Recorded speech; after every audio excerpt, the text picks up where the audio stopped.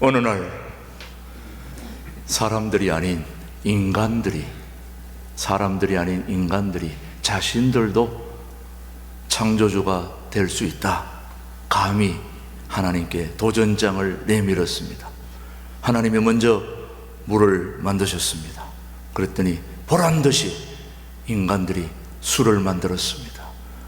우리가 이겼다 그러면서 밤새 자축하면서 술을 벌컥 마셔대고 또 한없이 마셔대고 모두 쓰러져서 잠자리에 들었다가 새벽녘이 돼가지고 다들 일어나자마자 물 좀 주세요, 물 좀 주세요.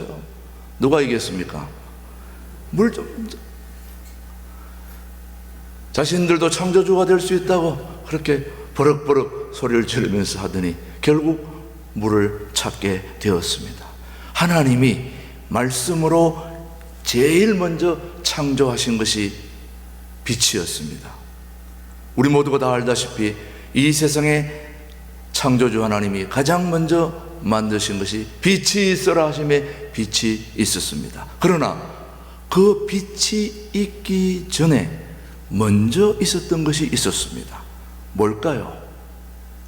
물입니다. 빛보다 먼저 있었던, 그래서 태초에 물이 있었다 그렇게 얘기하는데 정말 그런지 오늘 우리 본문을 다시 한번 살펴보십시다. 창세기 1장 1절 태초에, 시작, 태초에 하나님이 천지를 창조하시니라. 땅이 혼돈하고 공허하며 흑암이 깊음 위에 있고 하나님의 영은 수면에 운행하시니라. 하나님의 신 성령께서 수면에 운행하시니라. 수면 위에 운행하셨다. 수면이 곧 뭡니까? 물숫자 물입니다. 자, 그러면 이 말씀을 표준 세번역으로 다르게 보면 더 실감이 납니다. 자, 표준 세번역으로 다시 시작. 태초에 하나님이 천지를 창조하셨다. 땅이 혼돈하고 공허하며 어둠이 깊음 위에 있고 하나님의 영은 어디에? 물 위에 움직이고 계셨다.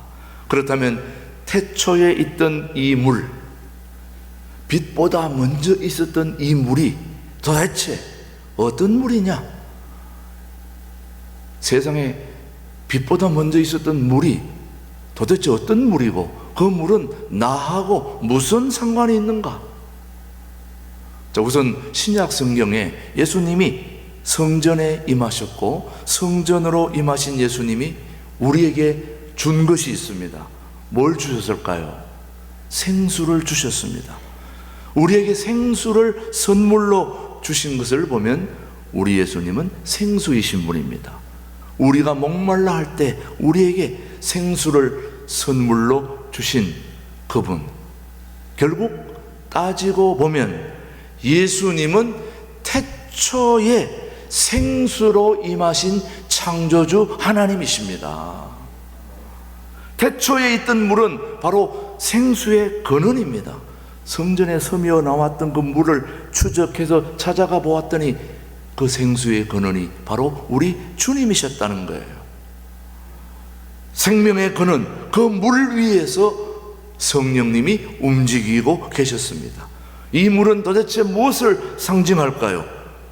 많은 성경학자들이 이 물은 예수님이다 그렇게 얘기하고 있는데, 정말 그 물과 성령이 함께 만나는 곳에 새로운 역사가 나타나고 변화되고 새로워지는 걸 본다면 물은 곧 말씀으로 오신 예수님을 상징하는 것이 틀림이 없어 보입니다. 정말 그러한지 요한일서 5장 우리 하나님의 말씀이 우리에게 증거하고 있습니다. 이는, 시작, 이는 물과 피로 임하신 이시니 곧 예수 그리스도시라. 물로만 아니요 물과 피로 임하셨고 정언하는 이는 성령이시니 성령은 진리니라. 정언하는 이가 셋이니 성령과 물과 피라. 또한 이 셋은 합하여 하나이니라. 한 분 하나님, 그분이 태초부터 계셨던 물이셨습니다. 한 예수님은 오늘 저와 여러분에게 물로 임하셨습니다. 생수의 근원 물로 우리에게 임하시면서 예수님은 말씀으로 우리에게 오신 것이죠. 물과 성령이 함께 역사하신 것처럼 말씀과 성령님이 함께 역사하고 말씀이 보혈과 함께 역사하고 이 셋이 하나로 모두 생수의 강들이 되어 오늘 우리 가운데 흐르고 있는 것입니다. 예수님은 우리에게 뭘 주기에 오셨을까요? 생수를 주기 위해 오셨습니다. 예수님이 이 땅에 왜 오셨냐고 물으신다면 여러분은 뭐라고 대답해야 되느냐? 생수를 주러 오셨다. 생수가 흐르는 곳에 놀라운 은혜가 임하기 때문이죠, 여러분. 에스겔 47장을 보면은 흘러나오는 생수가 놀라운 역사를 일으키고 있는 것을 보게 됩니다.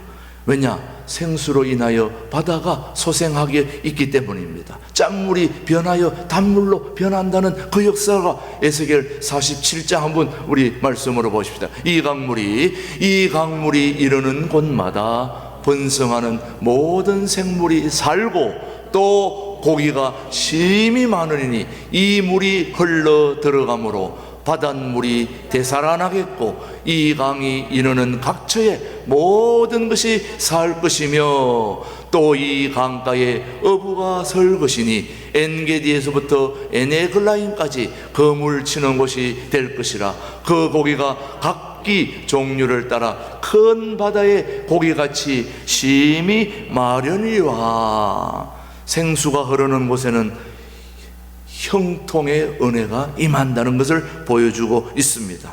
생수가 흐르는 곳마다 놀라운 역사가 나타납니다. 기적이 일어납니다. 치유와 회복의 역사가 나타나는 거예요. 그 물이 바로 하나님이시니까.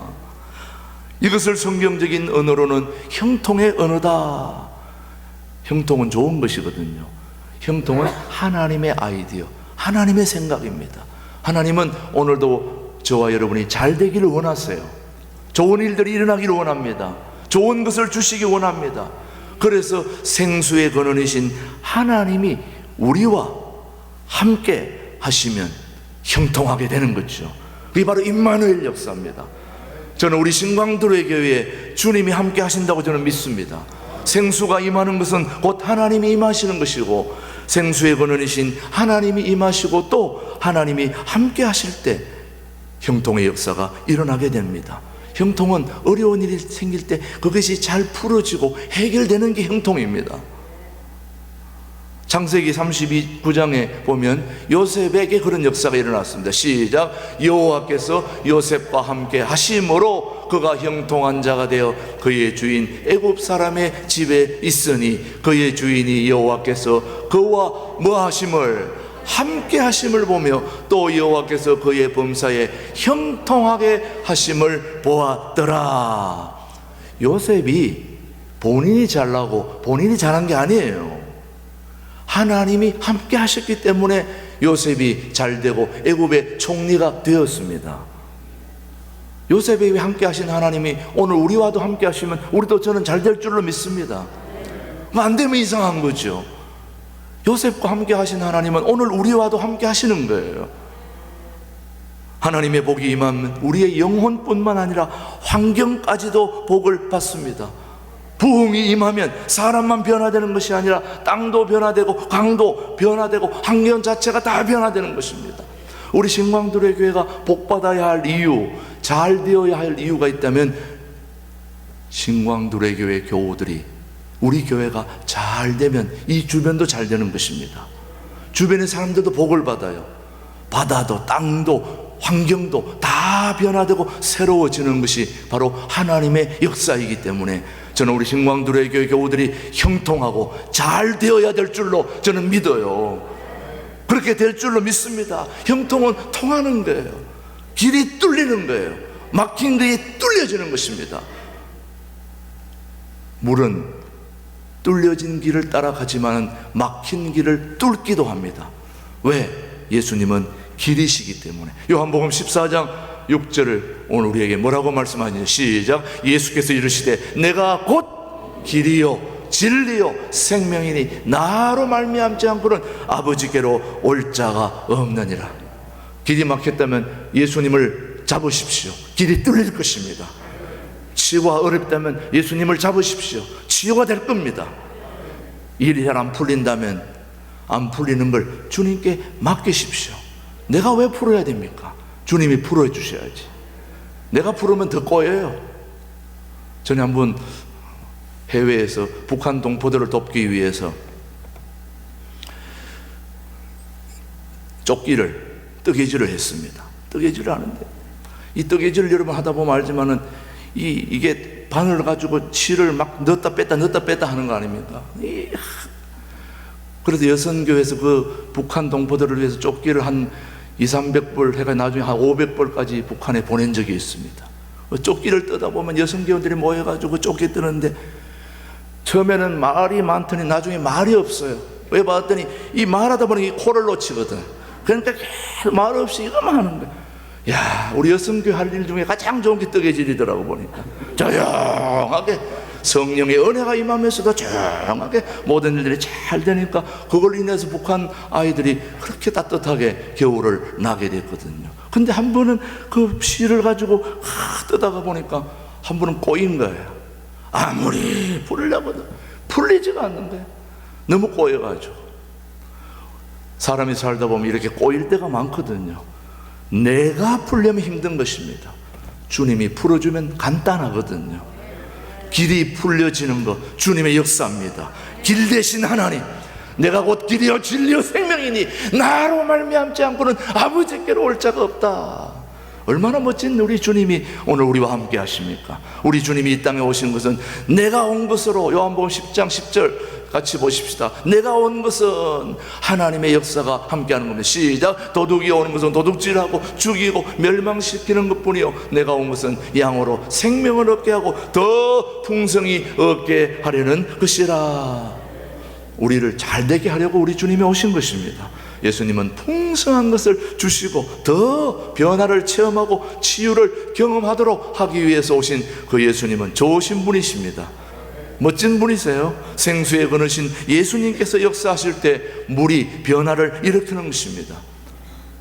물이 포도주로, 아까 인간들이 뭐 술을 만들었다고 그러는데 사실은 주님이 물로 포도주를 만드신 거 아닙니까? 짠물이 단물로. 예수님이 제자들의 발을 씻어 주실 때 그 지저분한 물이 와인으로, 포도주로, 최상급의 포도주로 변화시켜주시는 우리 하나님의 역사. 우리의 아무리 지저분하고 천한 것도 우리 주님의 손길이 닿으면 기가 막힌 것으로 최상급의 삶으로 변화되는 것이 주님의 역사입니다. 그래서 우리가 주님을 우리 주님으로 모시는 거죠. 그런 거 못하는 하나님을 우리 하나님으로 왜 모십니까? 우리 하나님은 못할 것이 없는 분이시고 생수가 흐르는 곳에 번영의 역사가 임하는 것입니다. 성전에서 흘러나온 생수의 강이 임하는 곳마다 번성하는 역사가 나타납니다. 생수가 임하면 고기도 많아지고 모든 생물들이 변화하는 역사가 나타나는 것입니다. 여러분, 우리 교회 교우들이 변화를 받아야 될 이유는 우리 주변의 환경이 변화되는 것입니다. 제가 집에서 걸어오는 길에 동영상을 하나 찍었는데 이제 이 교회가 살아나니까 이 주변에도, 여러분 옛날에 이 강에 고기가 한 마리도 없었는데 많아졌습니다. 아니면 지금은 옛날에는 고기가 많았는데 지금은 한 마리도 없습니다. 이런 게 좋아요? 아니면 옛날에는 없었는데 지금 고기가 많아졌어요? 이게 좋습니까? 예, 우리 교회가 살아나니까 우리 주변에 고기들도 막 몰려오더라고요. 자, 우리 한번 정말 그런지, 자, 우리 한번 띄워보겠습니다. 말씀. 자, 제가 걸어오면서 찍은 사진이에요. 바로 우리 교회 앞에 있는 강에 흐르는 물고기들이 있다는 걸 여러분, 자, 저 자세히 한번 보십시오. 예, 보이죠? 점점 잉어가 어따만한 게 하고 이따만한 게 지금 움틀대고 있는데, 자, 보이죠? 예, 지금 꿈틀대고 있죠. 저기 보세요. 예, 잉어입니다. 이만한 잉어들이 지금 막 움직이고 있습니다. 저기 어딘지 잘 보세요 한번. 자, 잘 보시면은 어딘지, 예, 우리 교회가 보이죠? 예, 교회가 보이죠? 예, 다시 다시 잉어로 들어갑니다. 자, 잉어가 어떻게 하고 있는지 자 보세요. 꿈틀대고 있습니다. 예, 지금 막 물반 고기반으로 막 모여가지고요, 지금 난리를 치고 있습니다. 바로 저기 우리 코앞에 있는 강이에요. 여러분 보세요. 예, 자, 저 보십시오. 예전에는 고기가 얼마나 많았는지 관계없지만 지금 고기가 저렇게 넘쳐나고 있습니다. 저는 우리 신광교회 교우들이 이렇게 살아서 역사하시니까 고기들도 지금 살아 역사하는 곳으로 오고 있지 않습니까, 여러분? 인생은 해석입니다. 물고기가 왜 이렇게 다가오겠습니까? 우리가 좋으니까 오는 거 아닙니까, 여러분? 우리가 싫어보세요. 저 물고기 다 도망가는 거예요. 난리 났습니다. 지금 들어가면 막 잡을 수 있는 고기들이 지금 넘쳐나고 있습니다. 정말 에스겔 47장 9절로 10절 말씀에 아까 읽은 말씀 다시 한번 보시죠. 시작. 이 강물이 이르는 곳마다 번성하는 모든 생물이 살고 또 고기가 심히 많으니 이 물이 흘러 들어가므로 바닷물이 되살아나겠고 이 강이 이르는 각지에 모든 것이 살 것이며 또 이 강가에 어부가 설 것이니 엔게디부터 에네글레안까지 그물 치는 곳이 될 것임이라. 그 고기가 각기 종류를 따라 큰 바다의 고기같이 심히 많으려니와. 아까 봤죠? 피레미가 아니었습니다. 잉어들이 꿈틀대고 있지 않습니까, 여러분? 하나님의 역사는 이렇게 죽은 바다를 살리고 짠물이 단물로, 물이 포도주로 삶이 변화되는 역사가 일어나는 것이 바로 생수의 근원이신 우리 하나님이 역사하는 것입니다. 그래서 하나님의 비전은 생육하고 번성하는 데 있습니다. 우리 하나님의 역사는 죽은 역사가 다시 살아나는 역사예요. 오늘 창세기 1장 28절 하나님께서 우리에게 뭐라고 말씀하시는지 시작. 하나님이 그들에게 복을 주시며 하나님이 그들에게 이르시되 생육하고 번성하여 땅에 충만하라. 땅을 정복하라. 바다의 물고기와 하늘의 새와 땅에 움직이는 모든 생물을 다스리라 하시니라. 다스려야 되는 것입니다. 그래서 여러분들이 이제 이 말씀을 들은 이후로는 이제 앞에 나가서 여러분들만 식사하지 말고 물고기들에게도 밥을 좀 던져주고 그래서 함께 같이 살아야 된다는 것입니다.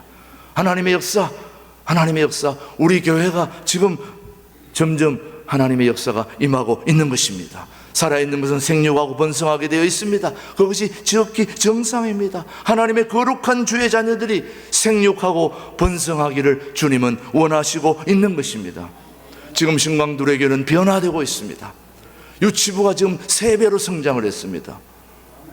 아동부, 중고등부, 청년부들이 점점 변화되고 있습니다. 그들이 변화되고 성장되면 어른들은 자동으로 번성되고 충만해지는 것입니다. 변화되고 있습니다. 하나님의 은혜가 우리 가운데 임하고 있는 것입니다.